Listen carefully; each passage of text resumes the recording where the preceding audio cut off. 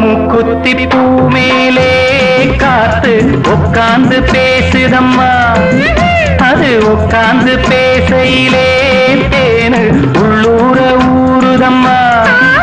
அது ஏன் தான் புரியலையே, அதை நான் தான் அறியலையே. ஒரு மோகம் ஒரு தாகம் இங்கு ஒன்னாலே இந்நேரம் உண்டானது.